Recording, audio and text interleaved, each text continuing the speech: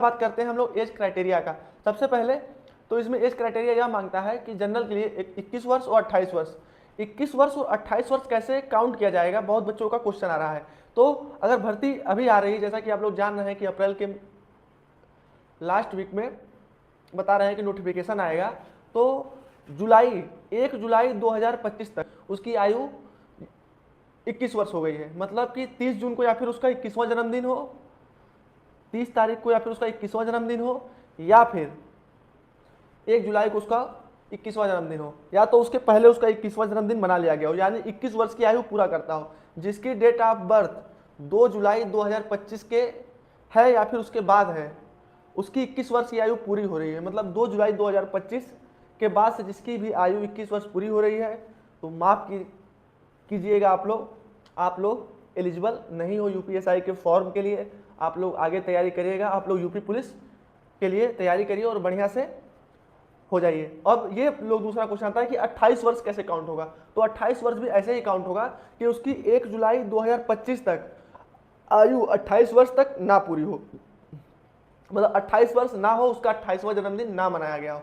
यानी अगर उसका 2 जुलाई को भी 28 वर्ष पूरी होती है या फिर 10 जुलाई को भी उसकी आयु 28 वर्ष पूरी होती है, तो वो फार्म भर सकता है। तो मैं उम्मीद करता हूं कि ये बात आप लोग को समझ में आ गई होगी। जिसकी भी आयु 1 जुलाई तक 21 वर्ष पूरी हो जाएगी 2025 में, वो फार्म भर सकता है। और जिसकी आयु 1 जुलाई 2025 तक 28 वर्ष तक नहीं पूरी होगी, वो भी फार्म भर सकता है। और जैसे कि रिजर्वेशन में हम लोग जब आएंगे, जैसे कि SC ST OBC के भाई हैं, वो 5 साल एक्सटेंशन उनको मिलता है, मतलब वो 33 वर्ष की आयु तक भर सकते हैं। ऐसे ही आप लोग कैलकुलेट कर लीजिएगा।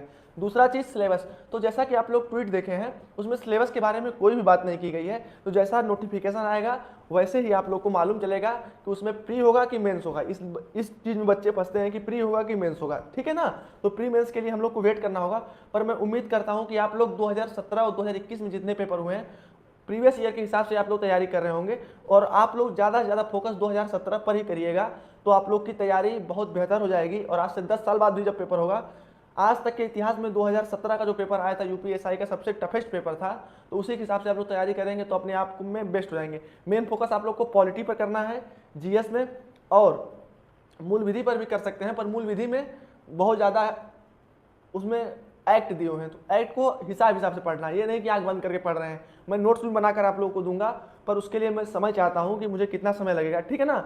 अब चौथी चीज़ आ गए हैं सिलेबस। प्रीवियस ईयर के सिलेबस के हिसाब से हम लोग तैयारी करेंगे। जब आएगा नोटिफिकेशन तब देखेंगे। अभी से हम लोग दौड़ना शुरू कर दें, जब पढ़ाई करेंगे तभी ना पता लगेगा जी। एक और शायरी सुन लीजिए आप लोग, ये चौथी पॉइंट के बाद, कि उनकी चांद उनको मुबारक। वैसे जो लोग कहते हैं कि मेरी प्रेमिका है, काफ़ी ज़्यादा खूबसूरत है या फिर बहुत अच्छी है, तो उसके ऐसा कोई नहीं है, तो हम लोग भले काले हैं चाहे कलूटे, हम लोग के पास कोई नहीं आज हम लोग को पूछ रहा है, तो हम लोग कहेंगे कि उनकी चांद उनको मुबारक, हम शौक सितारों का करते हैं। उनकी चांद उनको मुबारक, हम शौक सितारों का करते हैं। कि सुना है जिनके कंधों पर ये होते हैं ना, उनके गजब नज़ारे होते हैं, ठीक है ना भैया। तो ये बात हो गई। चौथा पॉइंट है कि IPC CRPC या BNS या BNSS, ठीक है ना। तो मैं बता दूं, कानून नया है तो आप लोग को IPC CRPC पढ़ने की कोई जरूरत नहीं है, BNS BNSS पढ़ना है। और आप लोगों को मजबूती से आगे बढ़ना है। आगे सारी अपडेट्स आप लोग को मैं देता रहूंगा।